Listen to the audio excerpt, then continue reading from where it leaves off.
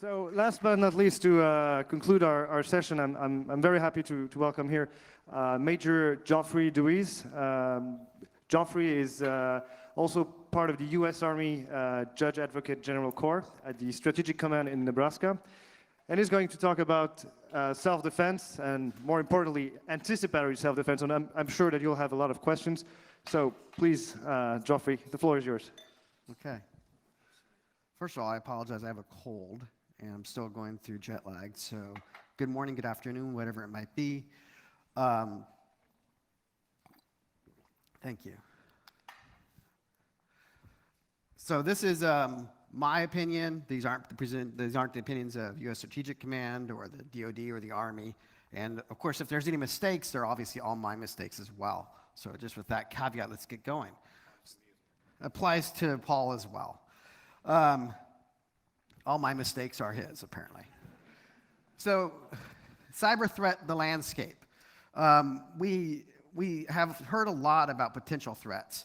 And a lot of people talk about the cyber 9/11, the cyber Pearl Harbor, including former Secretary of Defense Leon Panetta, who talked about the danger of a cyber Pearl Harbor. We've also heard about the threats and how fast they can occur. And this is the Chairman of Joint Chiefs of Staff, General Dempsey, talking about how cyber threats can occur at network speed, practically the speed of light. So the threats in cyberspace could both be really immense and they could be really fast. So within that threat landscape, how are we going to deal with these kind of threats? Well, the U.S. view has stated in our international strategy for cyberspace that we're going to respond to hostile acts in cyberspace as we would do to any other act. And any other threat to our country. So a hostile act in cyberspace is going to be treated just like any other hostile act. An incoming missile, a fleet sailing towards our shores, submarines, whatever it might be. And as we've heard again before, Harold Koh, who used to be the legal advisor of the State Department, specifically talked about self-defense under Article 51 applies to both armed attacks or imminent threats thereof. So what's an imminent threat thereof, and what is this framework we're looking at? Well, we know that Article 2.4 says you will not use force. Article 2.4 of the UN Charter. That's prohibitive. Article 51 is permissive. It says that there is an inherent right to self-defense. But what is that inherent right? What does that mean? The inherent right from the U.S. view is that we don't need to absorb that first blow. It's that we can defend before the attack comes. We don't have to wait till the bombs are dropping. These are anticipatory actions. A lot of people look to the Caroline standard that Daniel Webster talked about nearly 200 years ago from where he said that necessity of self-defense would have to be instant, overwhelming, no choice of means, no moment for deliberation. Over the years, this concept of imminence and preparatory actions has been expanded, and there's now a wide breadth of how you look at this range. Michael Walzer talked about Webster's reflex as being on one end, this instantaneous action. You don't even have time to deliberate, you have to act. On the other end, we've heard about preventive self-defense, where you don't even have an action. It's just something that might be in a distant danger. So looking at that, we have four basic concepts of self-defense that you can find in the literature. There's interceptive, there's anticipatory, preemptive, and finally preventive. But there's no legal definition. You're not going to go and find a treaty that's going to say what each of these things are. I would agree with this definition here. It's confounding what these definitions mean, because depending on who you read, it's going to mean different things. So they're generalized concepts at best, and we're going to try to talk about what some of these mean so you get a little bit of a background. So interceptive. Interceptive self-defense comes from a strict reading of Article 51. So interceptive then means that before the blow is landed, you can stop, but the blow is already underway. Think of a boxer. And a boxer's cocking his arm back, ready to strike you, right? You don't have to wait till he hits you in the face. You can stop it because the blow is underway. And the example that was used here is the Japanese fleet. It leaves Japan, it's en route to Pearl Harbor. You don't have to wait till it gets to Pearl Harbor, till the Zeros have taken off and they're dropping bombs on our fleet in Pearl Harbor. As soon as it takes off, that's when the Article 51 right, according to this view, takes effect. Training, wargaming, advanced preparations, though, don't cross that red line. Those don't qualify.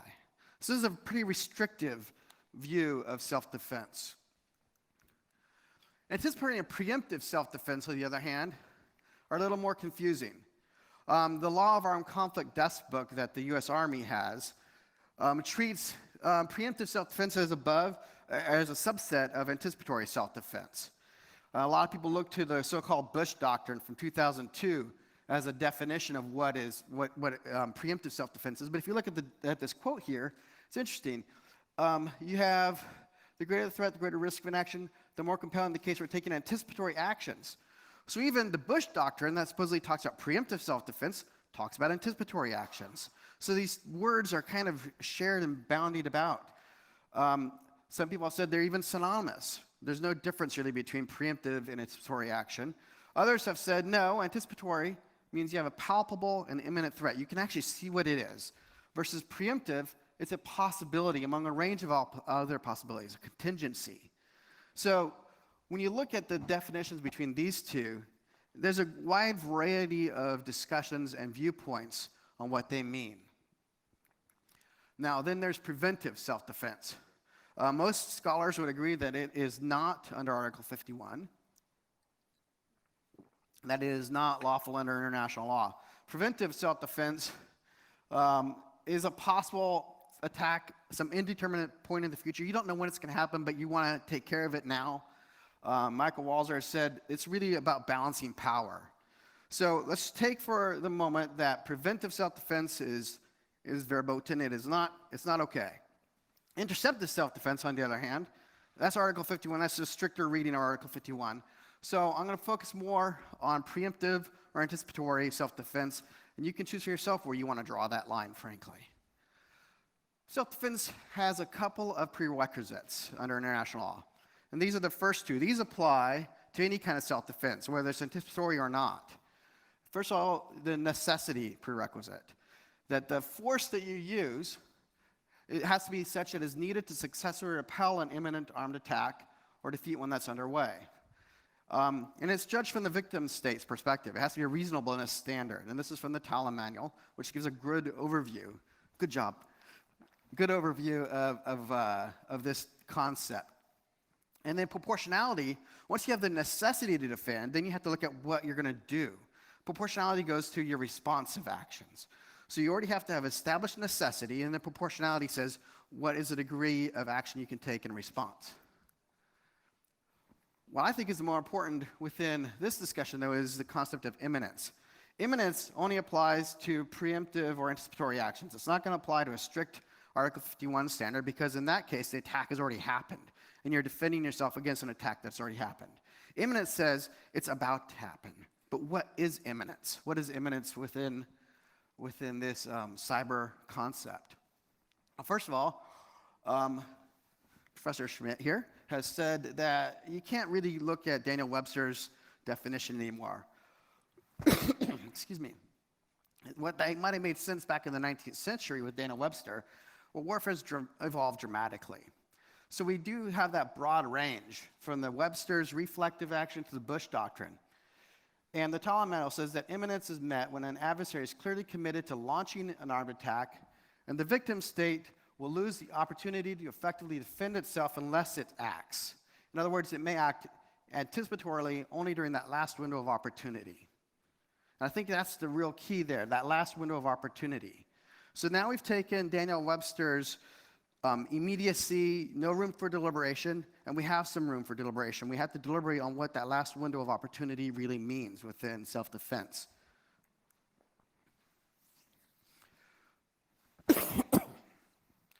So the window, it can present itself immediately before the attack, or sometime long before the attack occurs.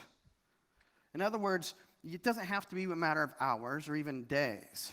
The window of opportunity deals not with the temporal proximity of the attack, but what is the last chance that you have to actually respond effectively and make sure that you have stopped the attack that will come. You have to know that the attack will come. You have to have a reasonable belief in it. It's a relative determination, and it's really going to be determined by policymakers, not by lawyers like myself. a policymaker is going to be looking at this. And if you're the president of the United States or the president of some other country, you have to decide, what is the threat? What is the intelligence I'm being given? What do I know about what's happening? And when can I act? What's the last moment that I can act? Let's back up a little bit and talk about cyber operations in general. 2 articles here in previous CyCons have described what a cyber operation could be. First of all, we have a concept called cyber key terrain. So cyber key terrain in this view was defined as trying to figure out an attacker. Notice an attacker, this is an offensive action. You're going into some other network. This is outside your own network. You're looking for avenues of approach, observation points, fields of fire that can provide the attacker with a complete view of his or her options at each stage of the attack. So that's trying to find cyber key terrain. So if you're looking at this within cyberspace, you're then applying the concepts that a lot of ground commanders, I'm a soldier, not a naval officer, so I'll look at a soldier that's sending in a brigade of tanks. What's the key terrain? Do they need to go around a hill, over a hill? Is there a bridge? Is there a town on the way? You're still looking for this key terrain within cyberspace as well. And it's a maneuver. You have to maneuver within cyberspace to find the locations where you can capture, destroy, disrupt, deny, degrade, manipulate your adversary's cyberspace. So if you look at these definitions, what does that mean if you're on the receiving end of one of these? If an adversary is maneuvering into your cyberspace, an adversary is seizing key terrain within your cyberspace, and they do this well before there might be an actual attack going on, an actual war going on, what does that mean? How are you going to interpret that? Specifically, given the speed of cyber, and given these concepts of what could be cyber operations, what does imminence mean anymore? 2 examples from the Talon manual I think were useful. And they talked about logic bombs versus remotely activated malware. So a logic bomb. So you get into an adversary system and you implant some logic bomb, some code, a bunch of ones and zeros, that upon a certain determination of some action in the future, it's going to turn off that computer. It's going to fry that system. Whatever action is going to be taken, it's already preset in that computer, in your adversary's system. Versus remotely activated malware. Remotely activated means that you have also gotten into a system, and it's going to give you a capability to attack in the future. But according to the Talon manual, the criterion of imminence isn't met until the attacker decides to attack. Well, if you're the attacker, that's easy, because you're going to be the one deciding. What if you are the victim in this kind of a case? You don't know what the criteria is anymore. And the Talon manual does admit that distinction is going to be hard to make in practice. If you find malware in your system, and it's a critical system, that's going to be kind of alarming to you if you're the victim state. And the victim state's determination of what they're going to do is going to be based off a reasonableness standard. That's the reasonableness of the commander, the reasonableness of the president, the policymakers, the decision makers who are going to decide. They're going to get the facts that come in. They're going to be told, here's what's happening, here's what we've discovered, and they're going to have to decide what's going on. So from my perspective, this is one thing that I would disagree with in the Talon manual. I think that when you have malware in your system, it does give a rise to a determination, whether it's a logic bomb or remotely activated malware, you might have an imminence situation. So in my paper, I went through and I tried to apply these cases to a hypothetical, because lawyers love hypotheticals, don't we?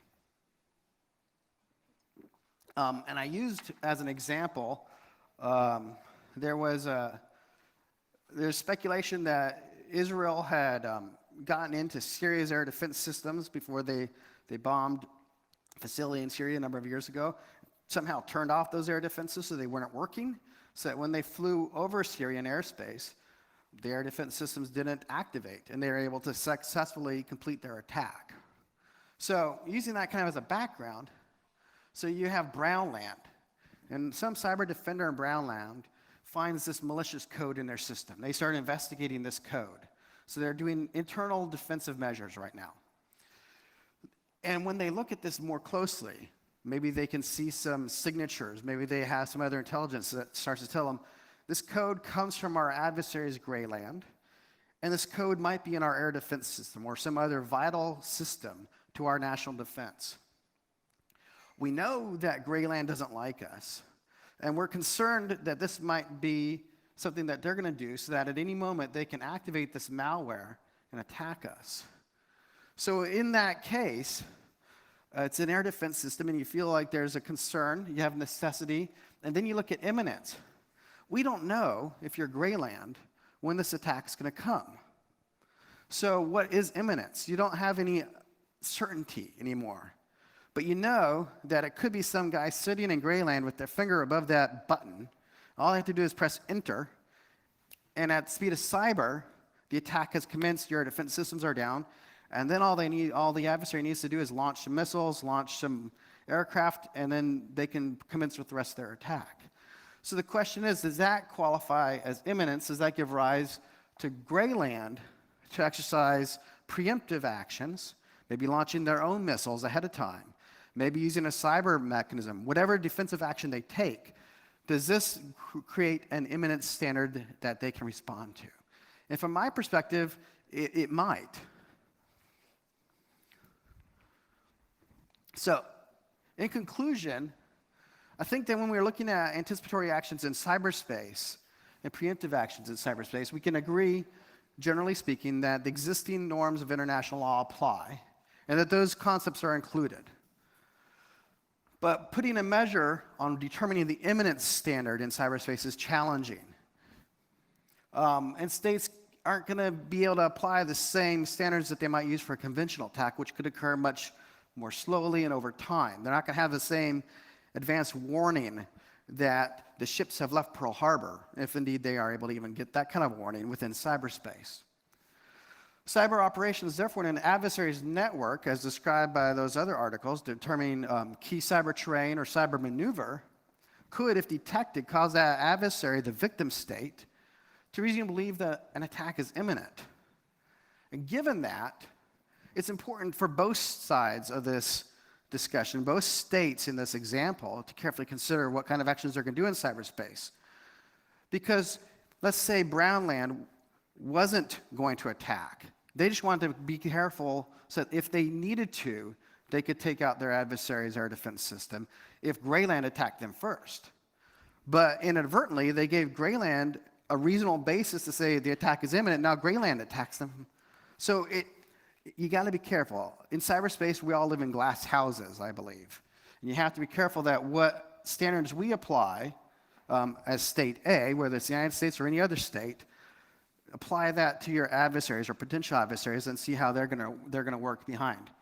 So that's my presentation, and I will open it up for any questions. I'm sure that there are a lot of questions here. Can you hand the mic for the gentleman here? Thanks. Great presentation. Greg Austin from the East West Institute. Make a brave comment and then have a question. While I agree that anticipatory or preemptive self-defense is a very good state policy, I don't agree that it's represented as a norm in international law, so that's my comment. The question would be, how would you apply your scenario to the case of Russian views of United States activities, bearing in mind that the Russian government in the last year declared that the US doctrine of global strike, cyber-enabled global strike, is the only threat to Russian national security? Well, only major threat at the strategic level to Russian national security. Yes. I think we can agree that there's a lot of different views about preemptive or anticipatory self-defense. Recognizing that there's different views, you have to recognize that the state that you're looking at might have a view contrary to yours. So from a legal advisor's standpoint, I can make a good faith argument that international law does support that. I believe you can make a good faith argument against that, and many well-known scholars have made that case. In terms of your follow-on question, I think that just having a threat out there, I mean, we in the United States have a wealth of military capabilities at our disposal. The fact that you have a capability doesn't mean that you're going to use it. So the bigger concern is, if you're Russia, if I put on my Russian hat, and I find that the United States has infiltrated all of my missile defense early warning systems, that might be a cause of concern. And if I'm the United States, I have to be thinking about that if I'm going to try to infiltrate Russian early missile defense warning systems. I'm not saying that we do. Remember that caveat, this is all hypothetical. But to your question, I think you have to look at it from both ends. And whether you're on one side or the other, consider carefully your actions.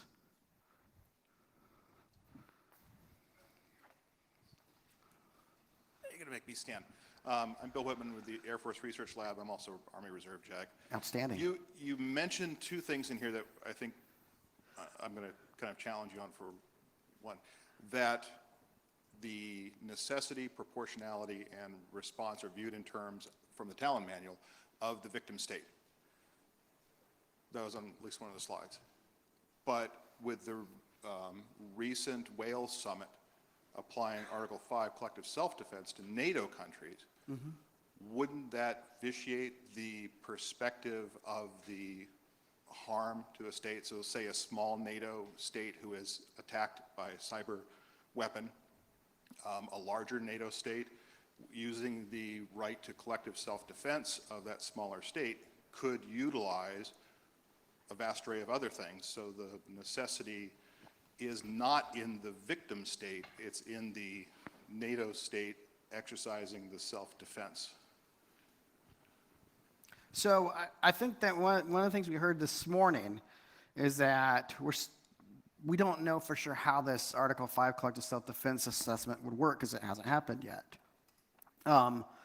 The perspective I shared here is from one state to another. So the reasonableness standard would apply if state A was looking at it and trying to make their reasonableness determination. Now, state A was aligned with state B and C and D, and they wanted to go to states B, C, and D and say, we think there's a danger here, we want to vote collective self-defense. I think it would be reasonable to say that everybody would have to agree to that reasonableness before they would all raise their hands and sign up for the collective self-defense. So if state A can't make their case, they might still believe they have a reasonable basis for self-defense, but they might lose the opportunity to have that collective self-defense with their allies because their allies might be a little more squeamish about that. If you're the victim state facing an imminent armed attack, or what you believe to be is an imminent armed attack, you might have a greater cause to claim reasonableness than if you're the other states that aren't themselves facing that challenge. And that might be something that would have to be happening during the political and policy determinations that would invoke an Article 5 type situation. Are there any other questions? In the back. That will be the last question. Good afternoon, Paul Duchesne, Netherlands Defense Academy. You've been concentrating on imminence. Fair enough, because that's the title of your on your chart of the chapter and the presentation. Yes. But by pointing at the scenario, you focused on imminence as well. Could you pay some tribute to the principle of necessity in responding to this threat or imminent attack, please? Certainly. I focus on imminence because it strikes me that with cyber, we're looking at a completely different kind of imminence. Again, going back to that quote by General Dempsey, the network speed concept changes imminence. And I think when you look at how science and technology have evolved, imminence is new and different. The necessity standard probably remains the same with cyberspace as it would with any other potential attack. So you'd still have to determine that your self-defense is necessary to preserve something critical to your national self-defense, such as in my example, to preserve your air defense systems. If you don't defend your air defense systems, then you open yourself up to a huge attack and you can't defend yourself. So the necessity aspect, I didn't focus on that because I don't think that changes as much within cyberspace operations. I do think imminence in cyberspace presents new and unique challenges, and we might have to adjust what is or is not imminent, and we might have to take consideration of that when we look at what may or may not be happening in cyberspace. Hope that answers your question. Okay, well, thank you very much, Geoffrey. I think you deserve a great round of applause.